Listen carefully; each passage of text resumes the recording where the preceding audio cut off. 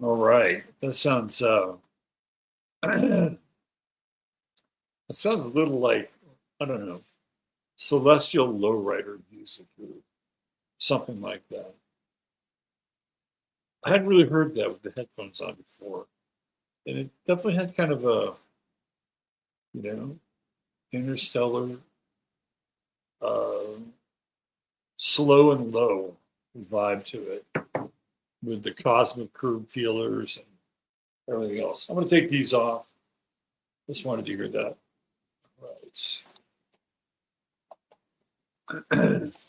Now that should be better. Hey, so welcome to the show. I may have a bit of an issue with my voice tonight. So if I have to resort to some feeble attempts for oxygen, you'll know what's happening. So anyway, how is everyone? We've had more rain here. Isn't that nice? All the people have left Kerrville now.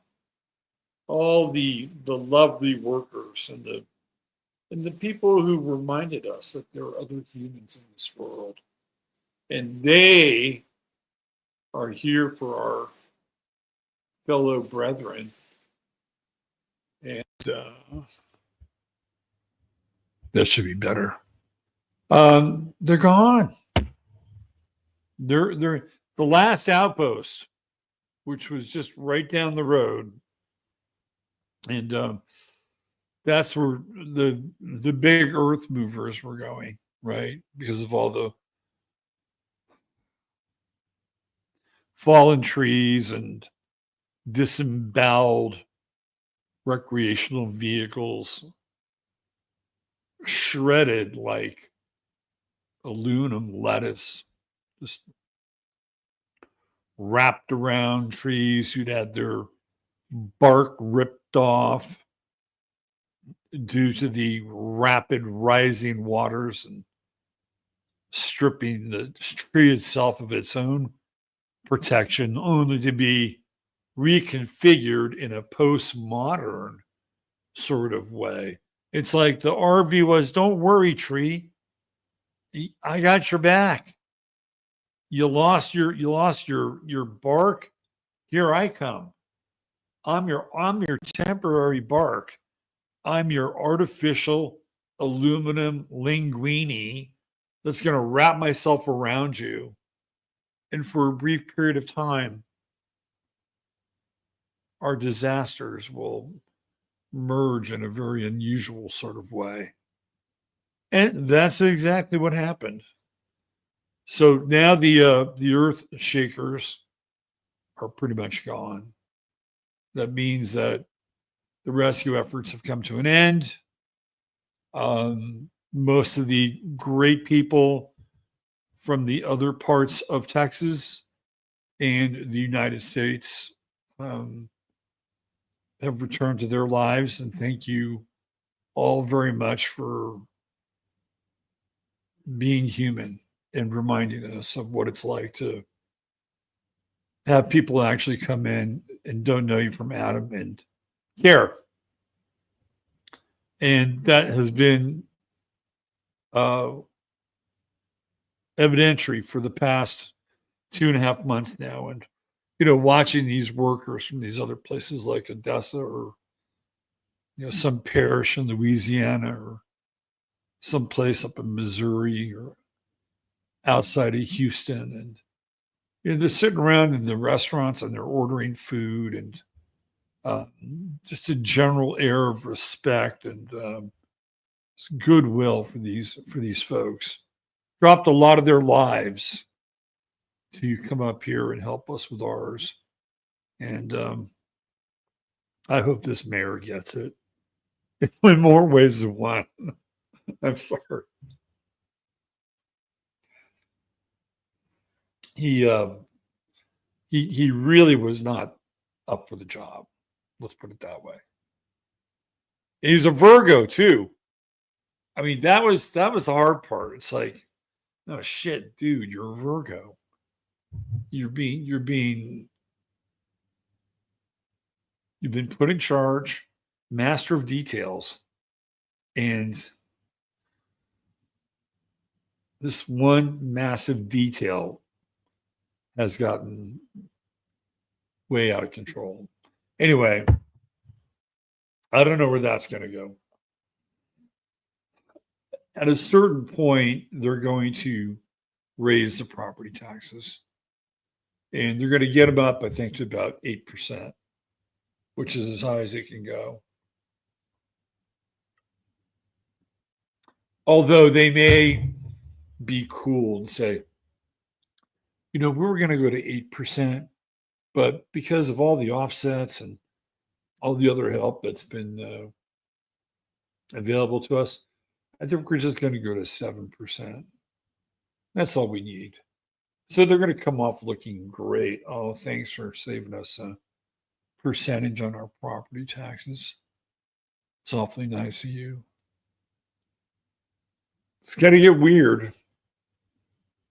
It's going to get very weird. Anyway, speaking of weird, doesn't it feel like the world it's just like an apple that's about to roll right off the edge of a kitchen table.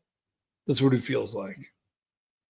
The world feels like it's an apple about to roll off the edge of the kitchen table. And there's nobody there to catch it. Although there would be somebody there to see it because they'd have to witness it.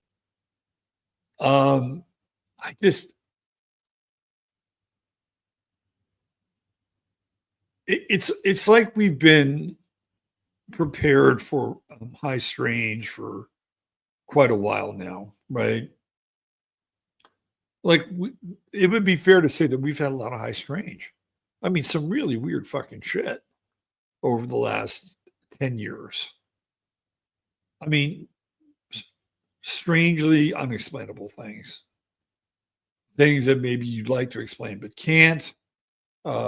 Phenomenon that seems so vitally important one day, a few days later, just gets wiped from the memory banks, right? I mean, there's so much of this going on right now. And there's really no sense of anything solid beneath our feet. I mean, we can, the sun may be in Virgo, but other than that, I mean, where is the earth? It is not below. That much we know, because everything is either in water or air or fire, right? I mean, we're going to have a major return of planets going back to where they were before they advanced. We'll talk about that tonight. But it just feels incredibly odd. How can I quantify odd? Let me see if I can do this.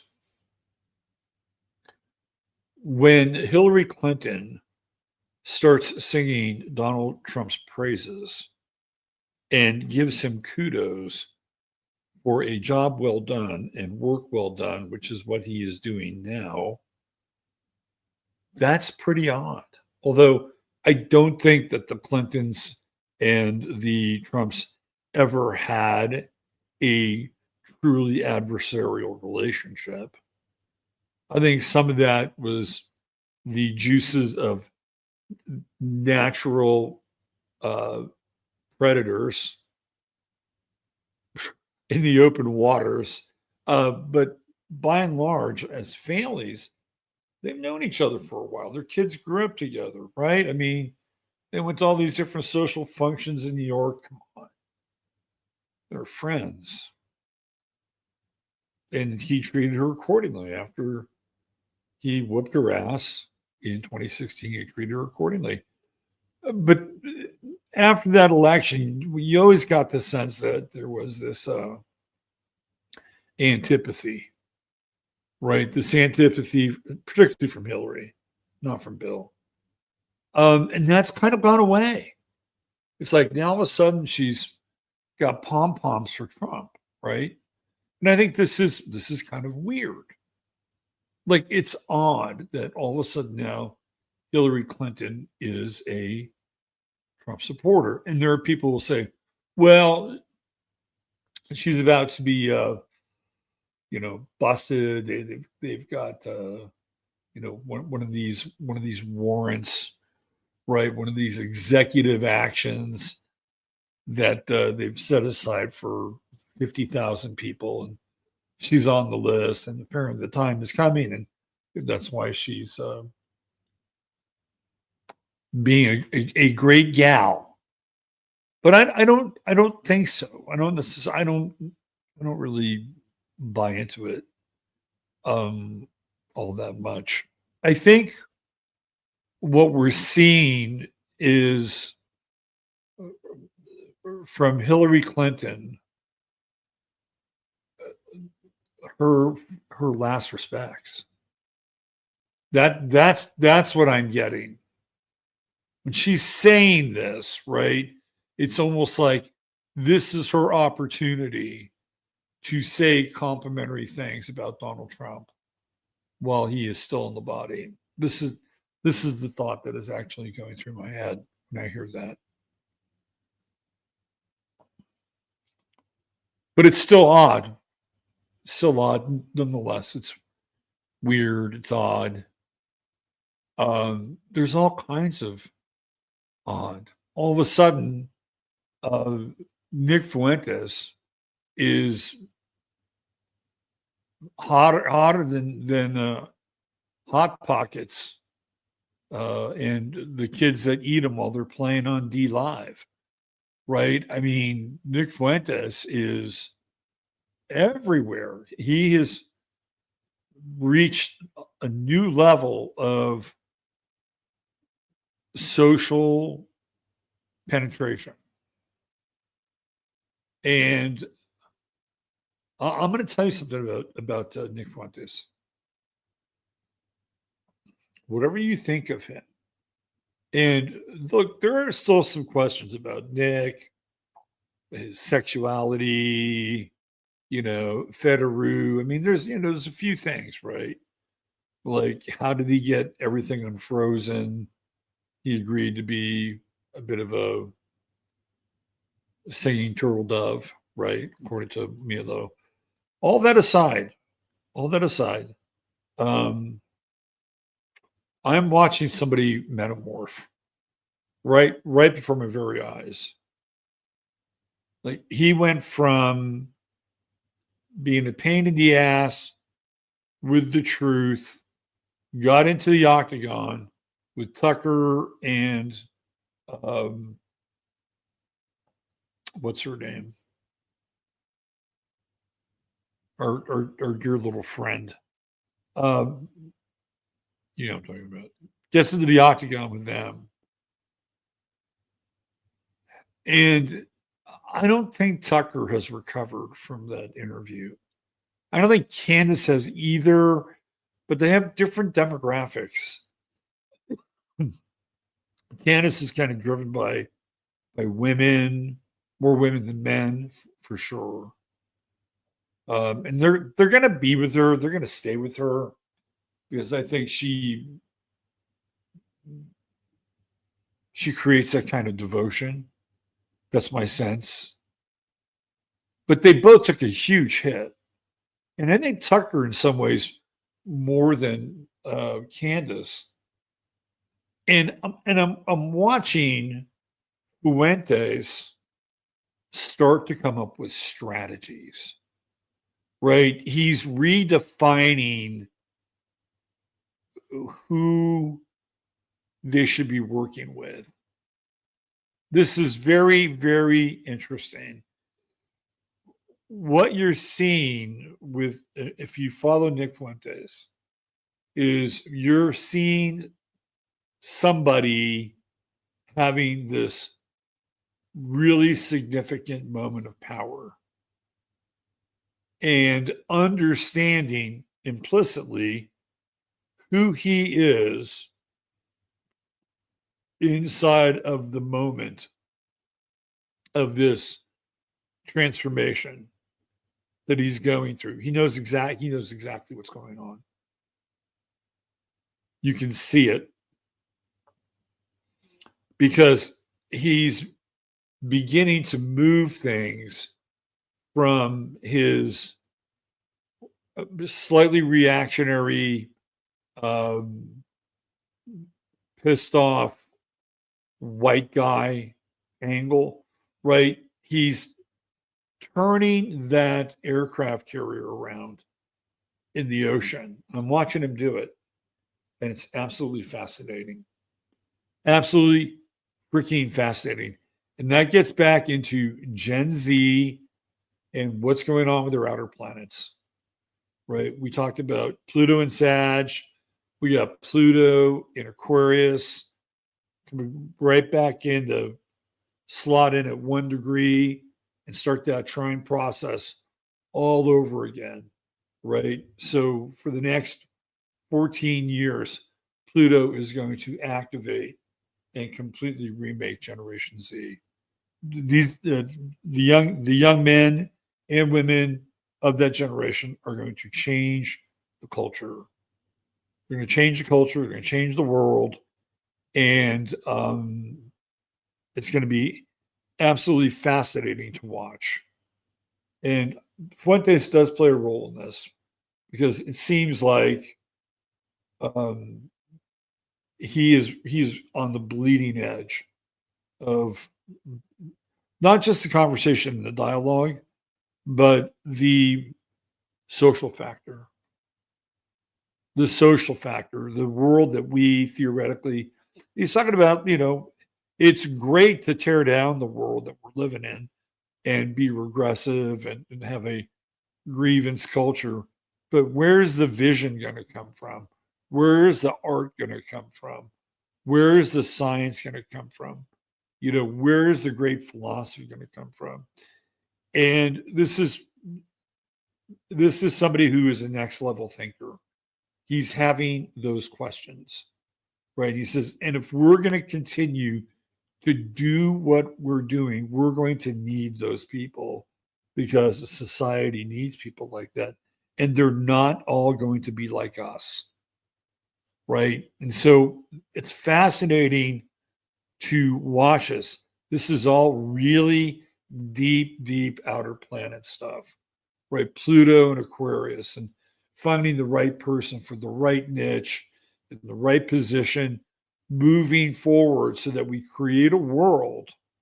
This is aside from Nick Fuentes, but moving forward so that we create a world where, God, our individuality, our skill sets, the things that we're inspired by are the things that drive us. And they're the things that allow us to interconnect with other people and share those skill sets amongst them and them with us, et cetera, et cetera. I mean, I feel like this is the way forward. The way forward is not going to be about government think tanks. It's not going to be about any of that stuff. It's going to be about people who either through some need of immediacy or some kind of intentional formation are going to come together, and they are going to have to trust one another and basically carve out a niche of a new world with one another. In order for that to happen, then what we're witnessing now is the collapse of the old one. And some of it isn't bad, right? Some of it's actually really, really good. I've been watching these, they're just people that take like Fuentes' content and put it on YouTube, because he doesn't have a YouTube channel. They take his stuff from Rumble and they repost it on YouTube. And I'm watching the people that are doing this, by the way. It's not just one person, but there's more. They're like, young black guys, young black women, guy from India.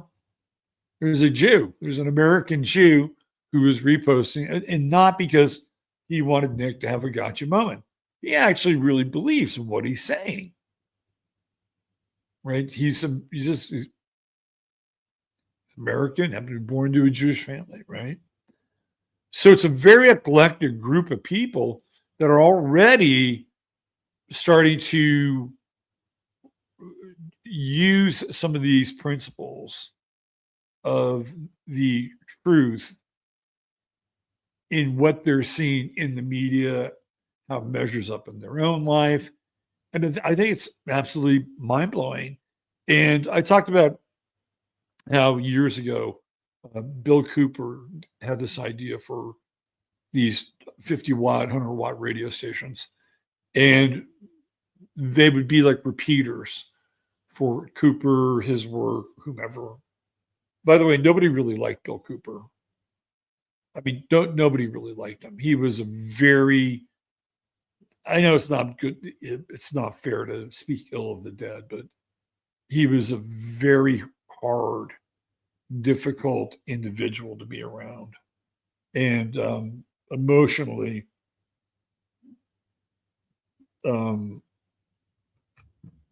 volatile. And he was also a major, major drinker too. So I'm not here to talk shit about Bill Cooper that much, but he does get a lot of credit, and deservedly so, for putting in all that work. But you could tell that he couldn't hold it together because he had these ideas and he had these, and I thought they were good ideas, but he couldn't hold them together. And but what we're witnessing with this Fuente stuff, it's like these young people who have these YouTube channels, they're like the 50-watt radio station. They're like the 100-watt radio station. They're the repeaters that Bill Cooper saw for his material, except, well, it wasn't for Bill Cooper. Ultimately, it's for Nicholas J. Fuentes. So again, there are parts of Nick I'm still out on, right? But I'm watching a phenomenon. And I think I watched maybe like a 25-minute documentary on Fuentes today. And they're talking through like his sort of ascendancy, and they were looking for so and so, like, I don't know, what's his name, the paleo conservative. They were looking for a paleo conservative, but instead they got Kurt Cobain and Nirvana. And when they said that, Pat Buchanan, when they said that about Fuentes, I totally got it. Right. I totally got where they were coming from, because Fuentes does come off more like a punk rock icon than he does whatever he comes off now as a smart aleck or a smart ass, whatever. But he is smart. And I'm just again, this is all outer planetary stuff. Pluto in Aquarius, right? And we're seeing that here comes Uranus coming right in, like trining a whole generation of Pluto and Aquarius. Think about that. Gen Z, that's their common denominator, Pluto and Sag. They have Uranus and Gemini coming right in to the spaceport, right? Locking in at that 0 to 1 trine, air to air. And then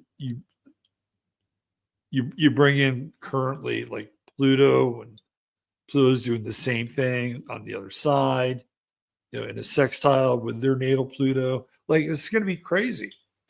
You're going to see this generation just, you're like, what?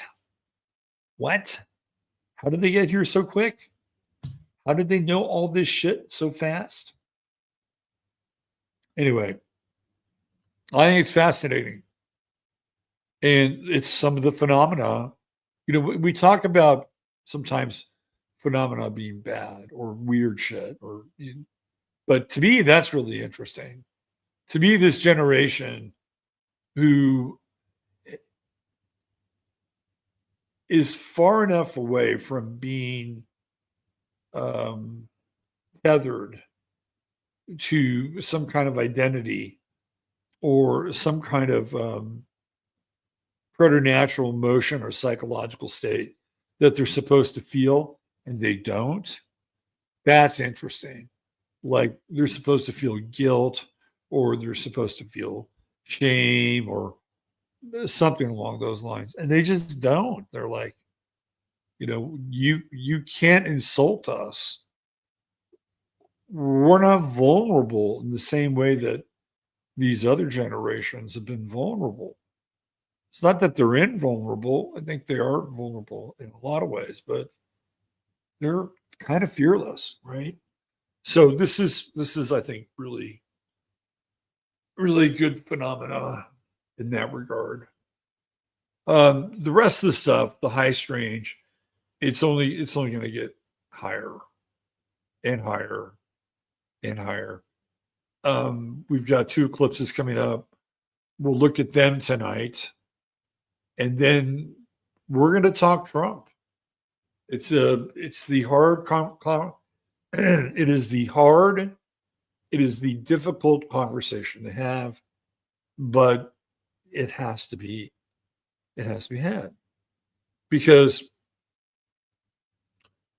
if you go back and David and I were looking at Trump and this transit of Mars through his 12th house, and we both talked about it apart from each other. We talked about it on each other's shows. We brought it up with Evan one night. I think Mario was part of it. So this idea that there was a sense of danger in the 12th house of Trump is something that we've explored and covered quite a bit. And so it was right around what, May 15th or something like that, right around there. And it was the middle of May. So watch out for the middle of May. And that's when Comey had that picture that said 86, was it 47? Which is 86 means get rid of. And 47 was Trump, right? So and that was the day. I said May 15th, that's when Mars is on Trump's Pluto. That is his greatest, most vulnerable, and dangerous transit of Mars through his 12th house. It was on May 15th. Okay, just remember that. Now, a lot of times, we think about death in really visceral, instant, kind of dramatic terms. Like when you think of Jane Mansfield's death, right? Like you know anything about her death, you kind of go there and you're like, that's like intense, visceral. You have a picture of it, or perhaps you've experienced somebody's passing in your own life. Perhaps you were in the armed services or had the unfortunate experience of seeing somebody leave before your very eyes, and it happened very quickly and unannounced, and that can be very, very challenging. But then you have people where you're not always sure when the kill shot came through. And I'll give you an example. So there was this theory for a long time that Bob Marley, who loved to play soccer, had a soccer cleat.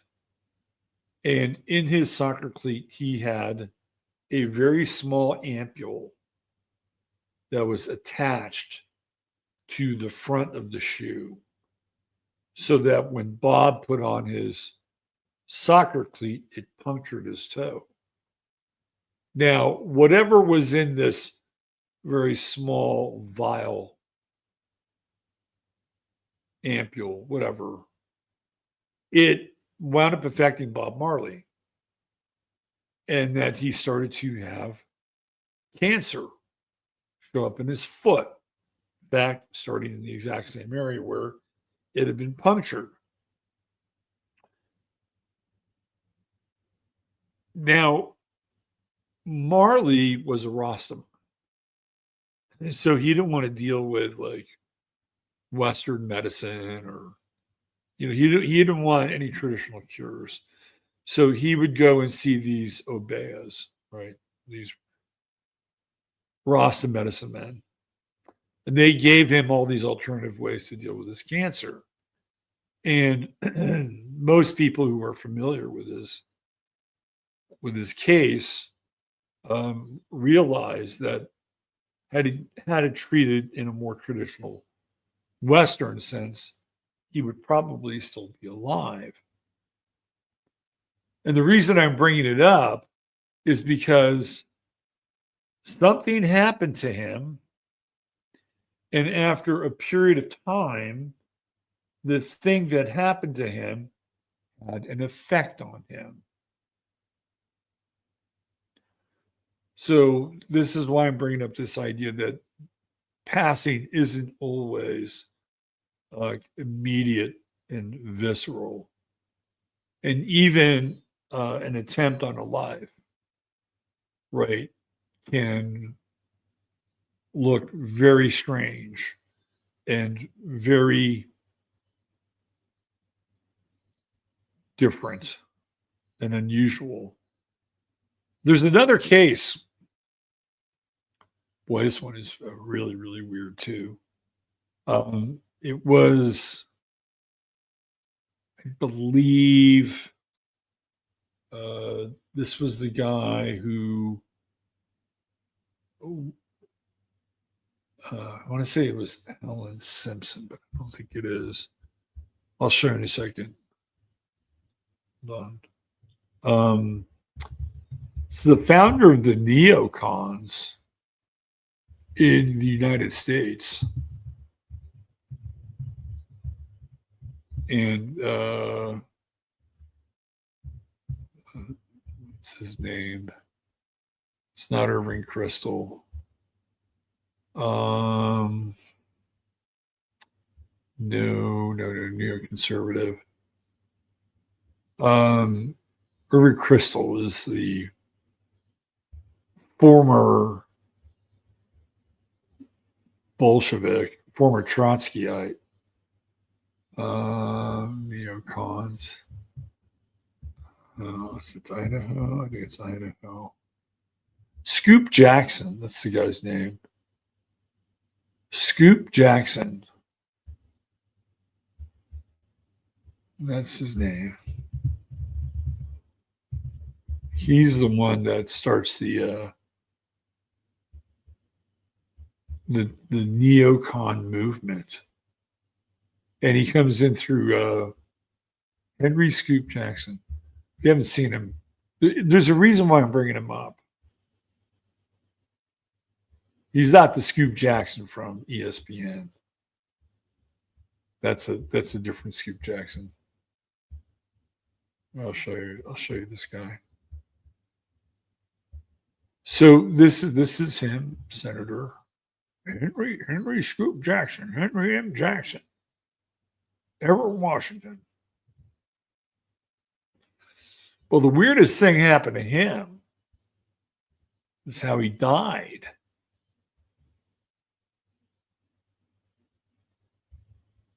Check out how he died. This gets back into this whole idea of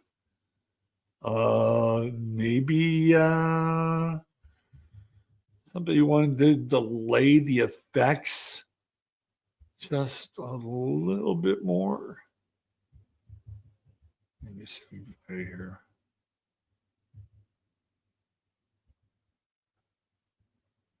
Yeah, this is really weird, right? So there's this guy who was on flight 007. He was an American uh, congressman, and he was, I think, also a member of the John Birch Society. Anyway, he's on this plane, and this plane gets shot down. It's KAL flight 007, 007. It's shot down. And it's right there. Right. So Scoop Jackson, it doesn't really get into the specifics here, but on the evening of September 1st, shit, that's tomorrow, Jackson suffered a heart attack at his home in Everett and was pronounced dead at nearby Providence Hospital at the age of 71. His death came suddenly, occurring hours after he'd given a news conference condemning the Soviet air attack on Korean Airlines flight 007. And that was the flight that, of course, contained our representative, right, passengers and crew. It takes you a while to get there on this, but there's Larry McDonald, congressman. He's on this flight. 007. Talk about high strange. Remember the John Birch Society. Anyway, don't want to spend a ton of time with that, but I'm just showing you that something happened to Scoop Jackson that day. I'm almost 100% convinced that he was shot with a heart attack gun because he was up there giving a speech the day after this guy, Larry McDonald, and all these people on this flight go missing. And Scoop Jackson, who was a United States senator and sort of the figurehead of what would become the neocon movement, he dies. He dies that night. So again, this is why I bring something up like things can happen. And you think, oh, maybe he should have just died just then and there, or maybe, whatever's in the heart attack gun had to unfreeze itself and then work its way into his system. And then eventually later on that night, it looks like the two things are disconnected, but they're really not. It's like Bob Marley sticking his foot inside the soccer cleat. And what happened to Trump over the last couple of months? That's the question that ultimately we wrestle with. Now, you can say that he's fine. You could say that he looks chipper and he'll be doing his job till he's 90. And, once he gets that med bed back from Yvonne, what's her name? Ivanka, his daughter. Yeah, gonna get the med bed back. He'll be just fine. No, I think something happened. And we've been dealing with clones, synthetic robotoids. I mean, I've told these stories before, and doubles, and we basically had an entire presidency just bubble wrapped in one. That's what Joe Biden was. Joe Biden was the first virtual candidate Joe Biden became some weird octogenarian version of Max Headroom. And you never knew who you were dealing with. Oh, what the fuck is going on here? The ears here are a little attached, not attached. I mean, this does not look like that guy. Then one guy, of course, would be, sniffing kids' hair and fall asleep, and the other ones want to start a fight with someone. I mean, it got that weird, and we're all so desensitized that would we be that surprised? I mean, we play with these ideas, like we're teasing out the truth because we really are. And so, would we be? I mean, think about this: if you walked into some Starbucks one day in Connecticut or Delaware, where the fuck he lives, right? And at the end of the bar, Starbucks, there was, one Joe wearing some Ray-Bans or whatever he wore. And then you go down to the other side of the Starbucks, there's the same fucking dude. Well, I mean, would that surprise you?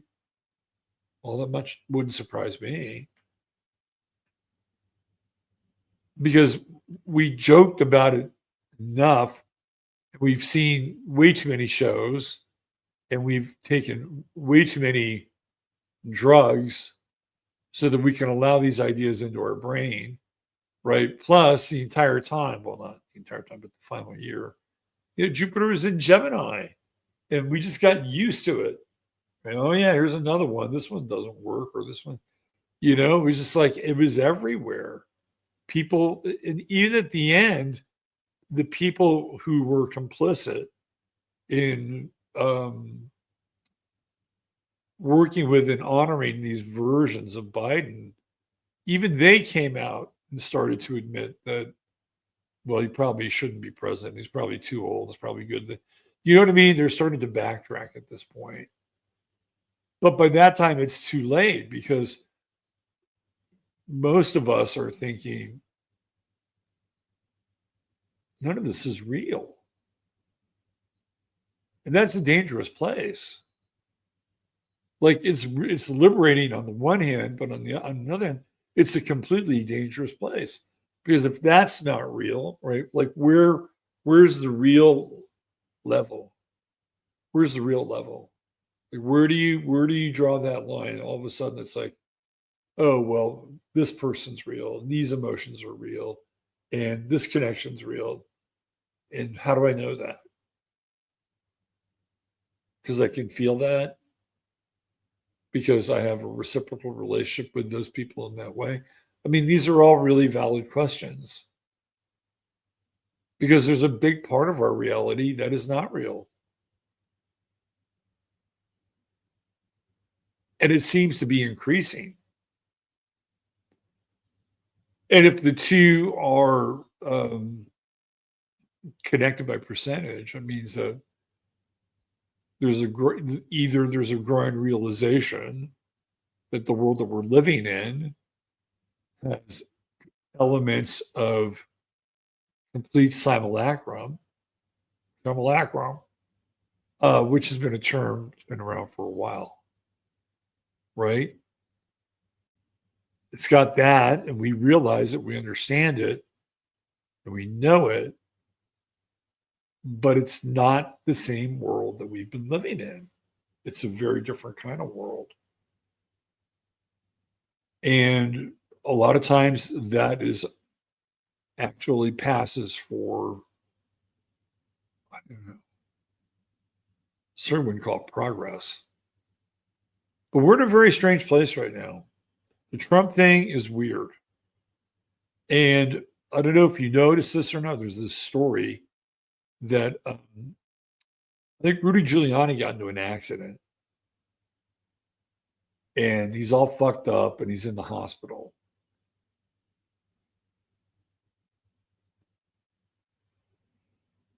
Have you guys seen this yet? Okay. What is Rudy Giuliani? Well, besides being a avid Scotch drinker,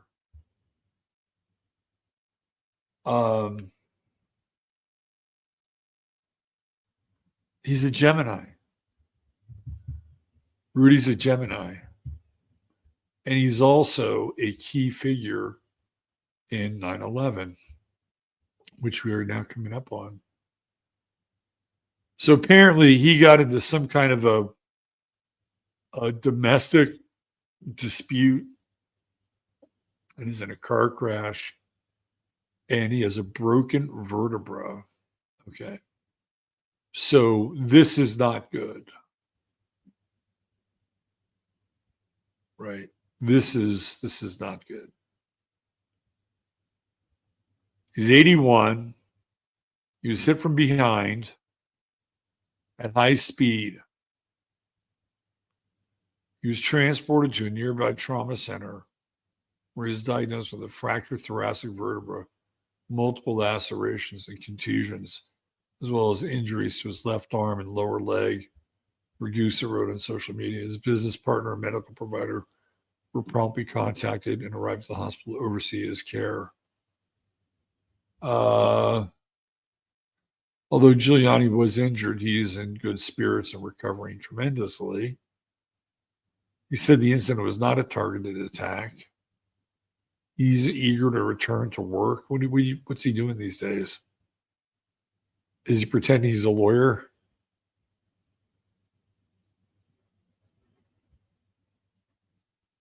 Again, you don't know what's going to happen here, right? I mean, he may be just fine for now, but I think it's pretty weird, right? You have the person who knows. I mean, let's face it. He knows everything about 9/11. He knows where the bodies are buried. He knows everything about it. I'm actually surprised they've let him live this long. To be honest, I mean, maybe it's because of how much he knows, and he's got like, I don't know, some kind of kill switch or something. Bernard Carrick, who was the police commissioner back then, he died recently. And he was a big deal with 9/11. He got all these promotions and medals, and he might go into prison. So we have this. This is really high strange. Like, why did all of a sudden this car accelerate up from behind Giuliani to try to knock him off the road? Or I mean, it sounds to me that's what it sounds like. It seems kind of strange. And then you have this other stuff that's starting to leak out a little bit. Like there's the tweet from JD Vance, which I'm just paraphrasing it. If something were to happen to President Trump and he couldn't finish his term, I'm good to go. Those are his words. He said them last week. They are signaling to the world that Donald Trump's days as president of the United States are coming to an end. And we'll take a look at these eclipses and we'll see what role they play, if any. My feeling, and this is what I've been trying to get to, is that back in May, when Mars was on his Pluto, something happened to Trump in the same way that something happened to Bob Marley, or the same way that something happened to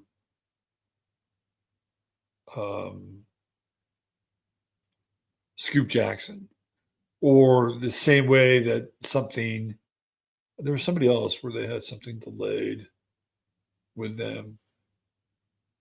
I forget who it is. But it's not immediate, right? We're watching like sort of the normal degradation of people sort of passing away. And we've seen quite a few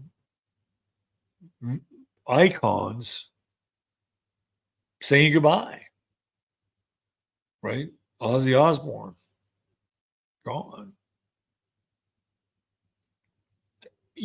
I think, again, whatever we're dealing with Trump now, I think that the Hulk Hogan death had an effect on Trump in a big way.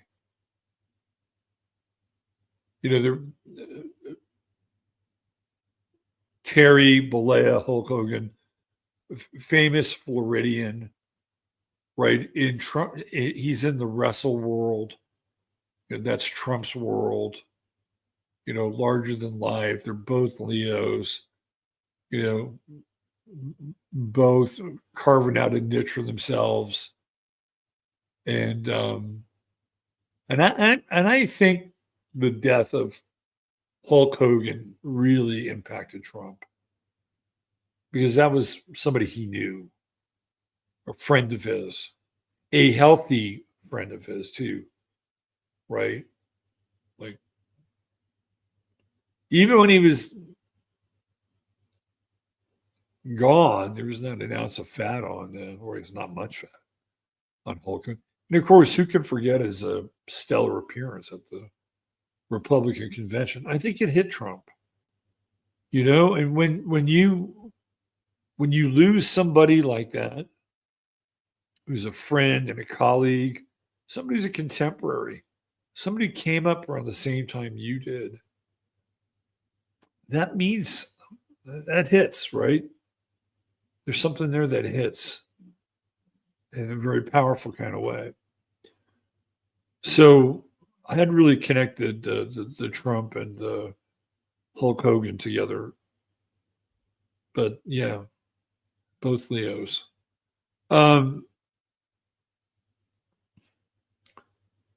I think if this were to happen, and my instincts are pretty good. They're pretty good. And if this were to come out, this would be one of the weirdest times in recorded history for a president. I'm just telling you that right now. Because some people would be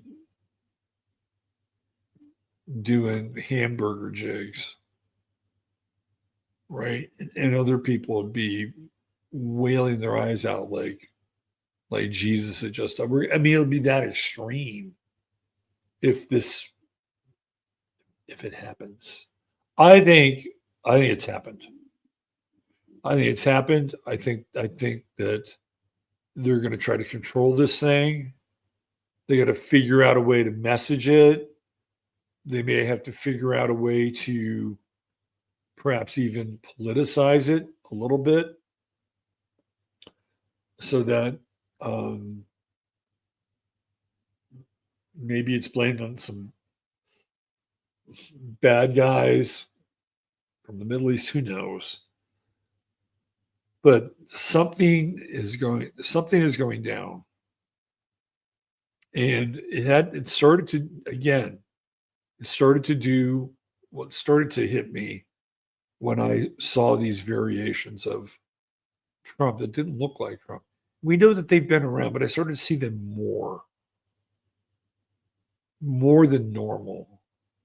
Like, oh, would we really see this guy in this situation like this? Question mark. And then he started to get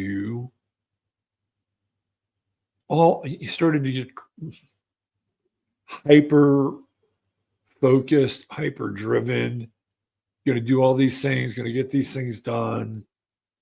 Right. I'm like, who does this?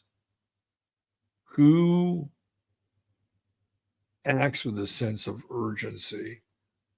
It's somebody who's concerned with their legacy.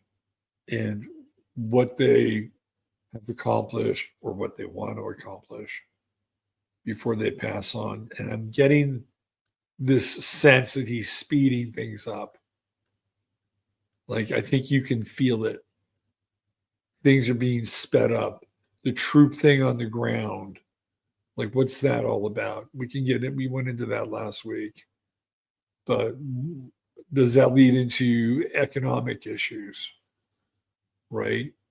Or are the troops on the ground there to deal with people that are pissed off that they can't get their money out of the bank? I mean, all these things are happening very, very quickly. And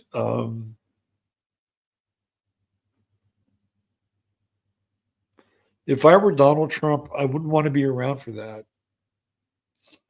I wouldn't want to be around for that part of the cycle. Be like, here you go, JD.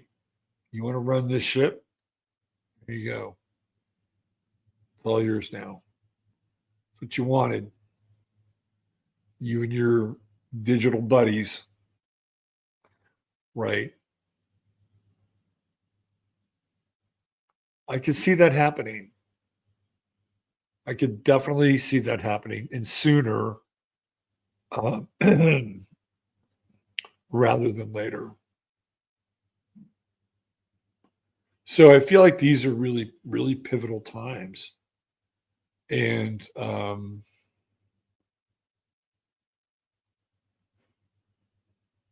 yeah, I mean, I've had to ask myself this question: are you just fucking nuts? Do you think that Trump is going to die? He's going to die within the next week or two, maybe 3. Like, there's a lot of hubris in that, you know. But I just keep coming back to this thing that doesn't feel right. Right? Like, why has all of this happened so quickly? Like, again, at a rate and a pace that I think is beyond even expedient. And then there's the evidence, like what's going on with his hand. He's got this bruising that's going on with his hand. His right hand all the time. Got his pancake makeup on it, and he doesn't seem well. Feels like the guy's got heart issues, and that gets us right back into Mars, that transit through the 5th, 12th house, right, where it was on his Pluto, 15 degrees, actually May 15th. And then even the Mercury retrograde, right, even the Mercury retrograde into his 12th house and going across his Pluto. Mercury was crossing his Pluto. And that's the heart, right? I mean, this is what we're dealing with here. With Leo, we're dealing with the heart. And I don't know. It's going to be excuse me, interesting to see what happens when transiting Mercury gets close to Trump's ascendant, because it's still in his 12th house. Excuse me. It's still in his 12th house, right? So there's secrets there. There are secrets. Those secrets have been going on in Donald Trump's 12th house for the last couple months. Things we don't know. We don't know what it's about. Theoretically, we don't. But some of us might actually have a reasonable idea. Let's take a look at Trump's chart, and we got some stuff here we can play with. Robert, why are you doing this? Why can't we just pray for the president? Why can't we just pray for the president? We can. There's nothing wrong with not praying for the president. But I don't know if you've noticed or not, but Larry Fink is now running the World Economic Forum. Isn't that special? Went from Klaus Schwab to Larry Fink. You went from some lederhosen, over-the-top villain from James Bond to a real out-and-out fucking villain with one of the most powerful AI systems available to him. That would be Larry Fink and Genie. They've had Genie AI for BlackRock for well over a decade now. All right, let's do this. This is a little Trump here. Check out where the planets are. And then we're going to run some eclipse stuff here. All right, we're not that far away. And this is what I wanted to share with you all. I know this chart like the back of my hand now. Just about. All right. Here we go. Okay.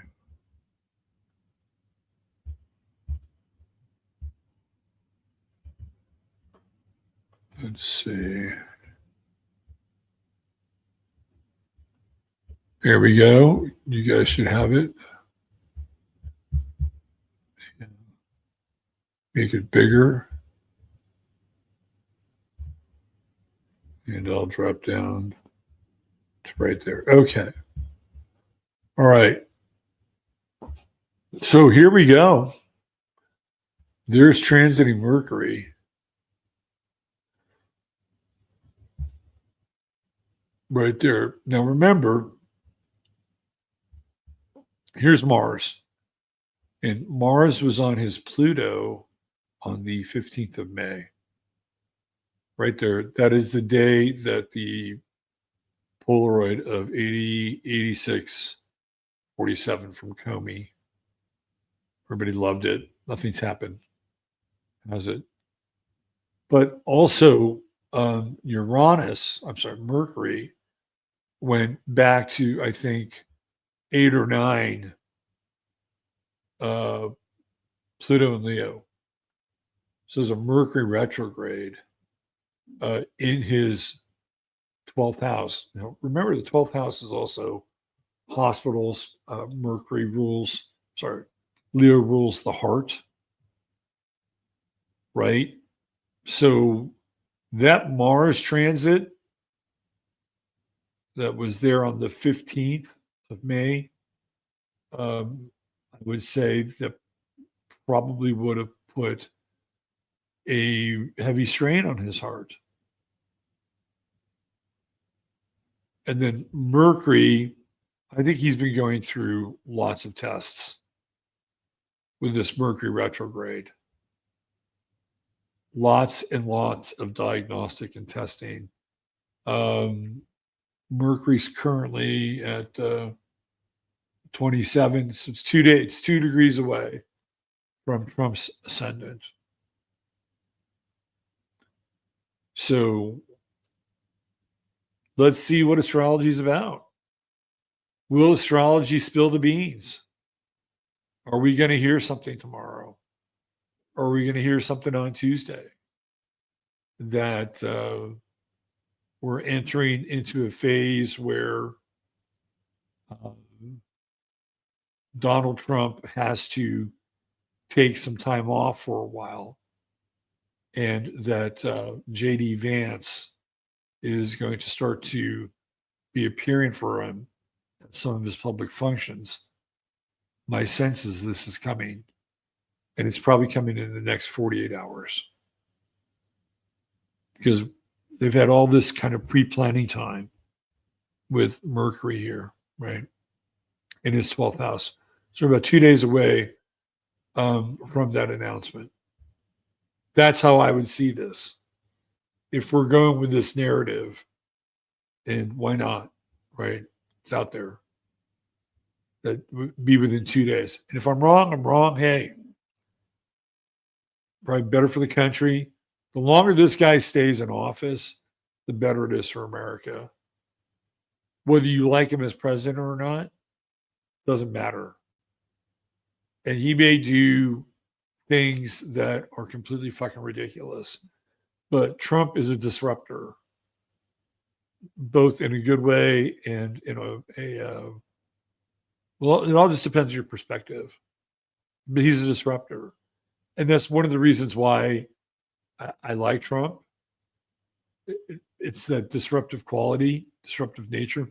I don't always agree with him. In fact, there's a lot that I feel like he's skipped a few steps on in life. If I had his money, maybe I would as well. But you better hope that he's around because we need some degree of stability. Look, I think JD Vance, given the time, will be fine. He'll be more than fine. He'll have people eating out of his fucking hands. I'm telling you. Give JD Vance a year and people will be saying, Trump who? And some of the Trump people may really resent him. JD Vance is going to strike an interesting figure. He's somebody who can hit the middle chord. Do you know what I mean?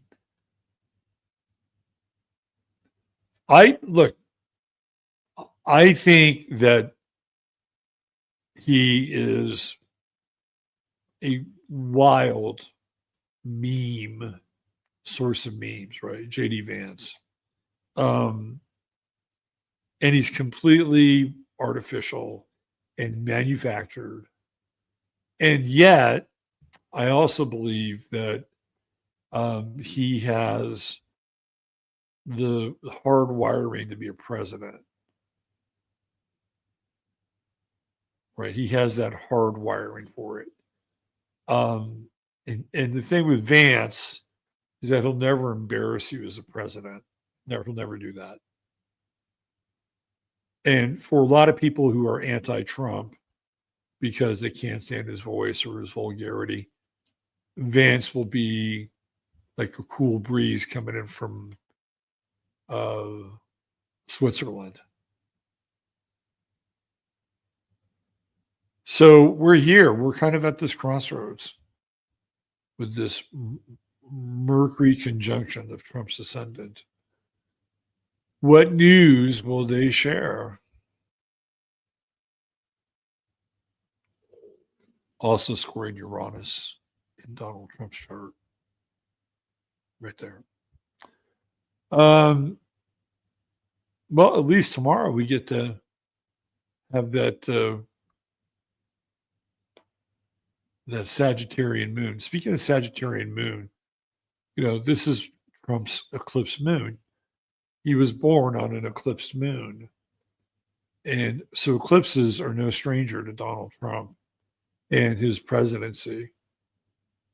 He had a State of the Union. I think there's only one other president who did a State of the Union on an eclipse. And not only did he do it on an eclipse, but he was also born on an eclipse. And he knows this. He's like, he knows all this shit. So we're going to have these eclipses in Pisces and in Virgo. So for Donald Trump, let's look at the Pisces. Let's do this. I'm going to go back in and we'll do a little synastry here. And we'll go lunar eclipse. Then we'll do this. By the way, I hope you're enjoying the content. It's not the lightest, that's for sure. But I think it's worth looking at. Okay. So let's see, where's that eclipse? There it is right there. Right. And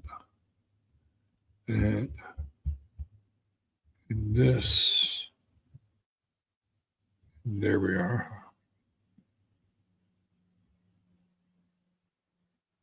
All right, let's check it out. So this is the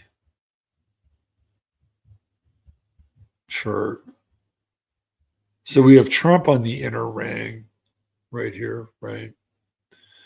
There's the Sun Uranus conjunction, and there's that Pluto, there's that Mars. So the eclipse is taking place in his seventh house. I think this is a fascinating position. Like everything that's going on here is really interesting.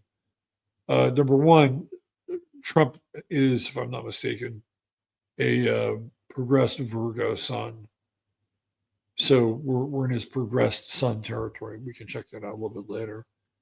So we have this Sun, Mercury, South Node, right? That's in his first house for this eclipse. But there's something going on over in that seventh house. There's agreements, contracts, and they're not going according to plan. And if you look at this eclipse, it squares his natal Sun and natal Uranus.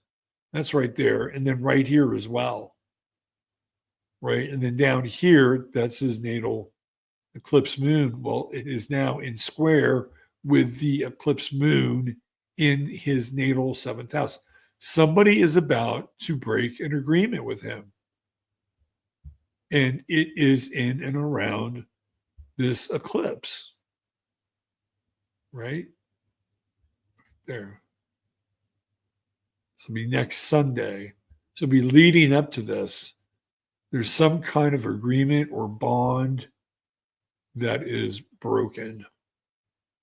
You know who's in this part of his chart is Baron. Baron's over there. Not quite at that degree of the moon. Baron's at 29 Pisces. So it's more over here in the eighth house. Well, that would be interesting too, right? Because Trump's got Saturn going through his eighth house, which is the house of the underworld. There's definitely Grim Reaper energy in Trump's chart. And you can see some of it in the eclipse. The Neptune Saturn transit going retrograde. It almost feels like coming back onto Vesta, almost like life-saving sort of techniques or something here. Like this is kind of a heavy chart. Kind of and then you have the inconjunct with Mars. Wow. You've got this eclipse moon in conjunct with Mars. That's kind of crazy. Like blindsided, like totally blindsided. So that's a week out from today. And by that time, Mercury will have crossed the ascendant. Wow. I didn't realize that this eclipse was, I mean, I knew it was mutable and would come in and, bang on his mutable planets. But that eclipse moon in the seventh house with that yod. Ooh, it just feels it smells like betrayal.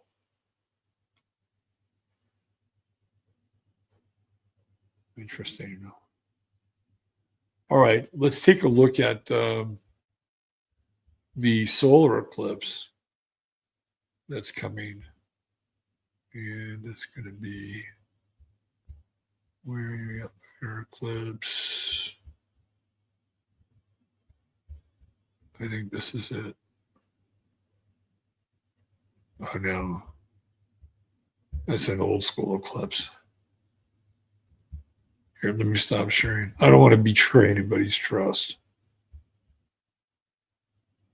All right, let's see what we got.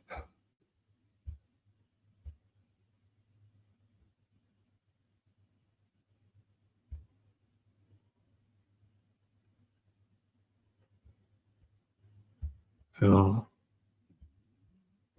come on now. Here we go. All right, got it. So this would be the solar eclipse. Yeah, I mean, this one has some challenges as well. Right here. So this is on the 21st. And I guess for me with this eclipse, it's the obfuscation of information. Mercury conjunct Neptune. This is his Neptune. Sun, Moon also conjunct Neptune. So there's not a lot of not a lot of clarity here, but strangely kind words. Kind words. Yeah, this is the action of the eclipse, and it's down in his second house. It's his root chakra. Then over on the other side, there's that true node, and you can see Saturn, that retrograde, going back and forth in his eighth house, the underworld. And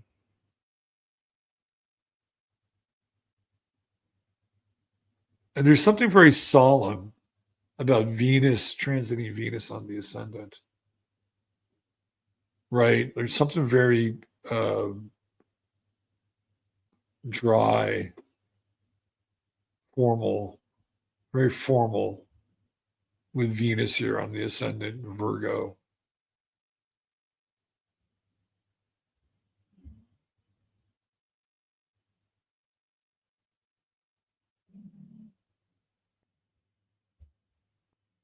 I wonder what it's like to let's say Trump is still around. I wonder what it would be like to be in his skin, and if he was dealing with his mortality, how would he deal with it? Would it be philosophical? Would it be talking to like the head dragoons of some secret society somewhere that's going to shuttle him off to Sirius B or something like that? Like, what do you think is going through his brain?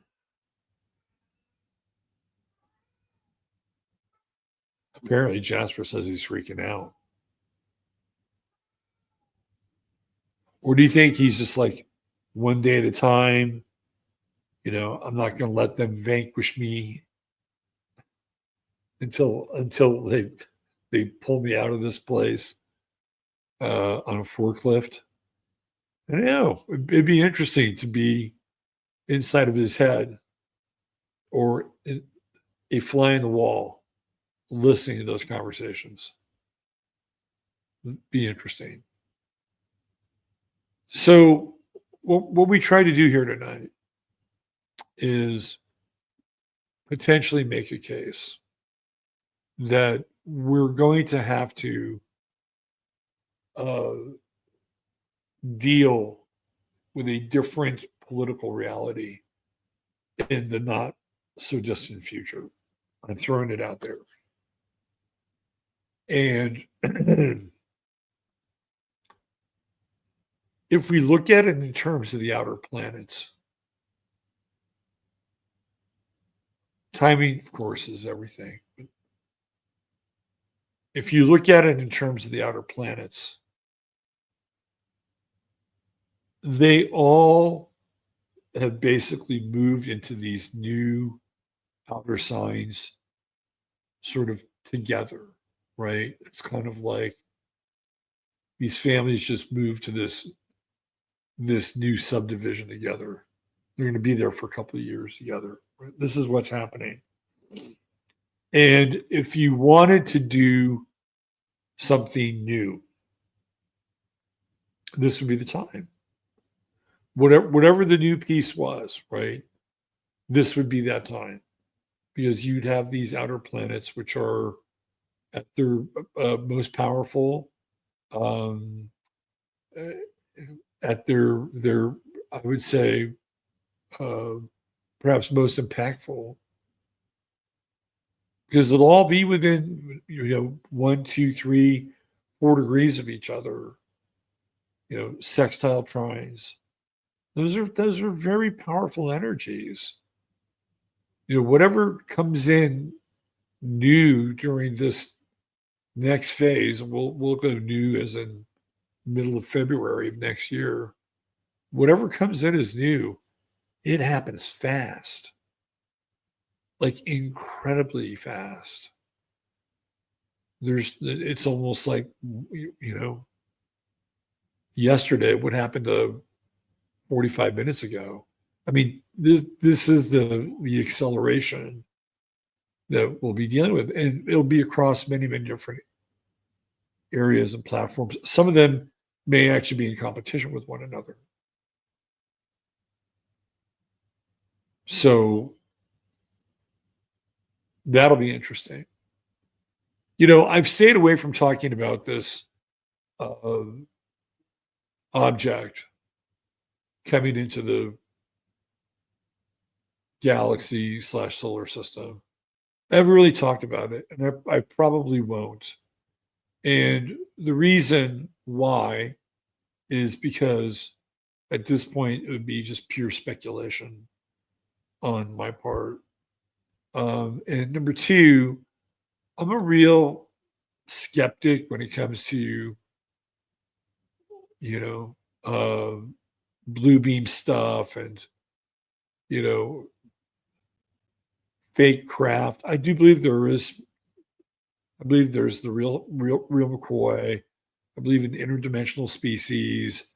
We can go down those rabbit holes. I don't have a problem with it, but I just don't like to talk about it because it feels like it can be so highly manipulated that the next thing you know, we're having a Heaven's Gate conversation, and just not going to go there.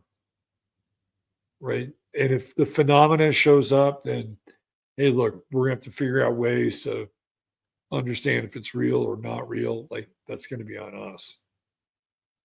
But there's a reason why I haven't really brought it up, because it's just speculation on my part.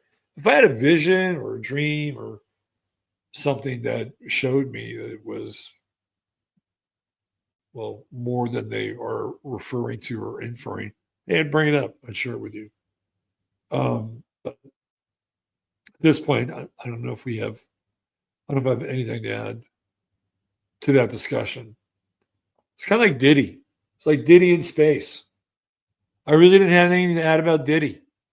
I mean, I did, but it was from a different place. So it had nothing to do with whatever they were trying to crack him with, right? It was really more the ancillary relationships that I uncovered.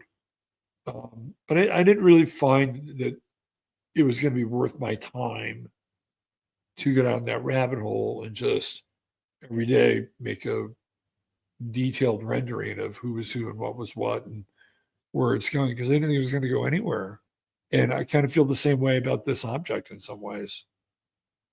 Like, it's my Diddy in space. So who knows? It might show up and Klaatu Baratu Niktu. Like, take me to your leader. So what do you guys think? Do you think that that Trump is alive and well, and he'll be the prosperous? He'll be the prosperous king of New Albion. Is that his role? Do you think he's still around? Or do you think he's on I think he's either not around or he is not around and on his way out. That's what I think. That's what I think. Why does the world need Donald Trump? I'm not saying the American people. It's different. The world. Why does the world not need Donald Trump? They don't. They don't. In fact, the world would probably be much happier if Donald Trump wasn't around. Because the world is faceless and bland, and whatever you think of Trump, he's none of those things. And I feel like we're going to appreciate him more when he's gone. Because again, whatever you think of him, he's a funny motherfucker. Trump is really funny. But there's a lot on the line. And even this Epstein stuff does not feel completely settled. In my estimation, does not feel completely settled. And that doesn't bode well for whoever is in that role. And look, they got everything that they needed. You know, Trump's got all these money guys, Howard Lutnick and Scott Bessent, and they can just run the economy. Larry Fink's in charge. Like, all the deals now are all going to be transnational. The only reason the world needs Trump is for a scapegoat. That's the only reason they need for Trump, is to have a massive global economic collapse, blame Trump, and blame Trump for all the problems, and then moving forward, we can never, ever, ever have anybody else that even looks, sounds, emotes like Donald Trump. That would benefit the world. Would it benefit the people here? No, not at all. Not at all. So I'd love your thoughts. When I look at that eclipse Sunday night in his seventh house, squaring his sun Uranus, squaring his natal eclipse moon, there's something dark. You know, the seventh house, open enemies. You wouldn't think that the Piscean, Pisces has a lot to do with things like poisons.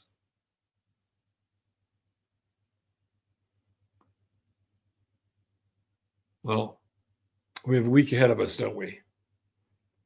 Should be very, very interesting, to say the least.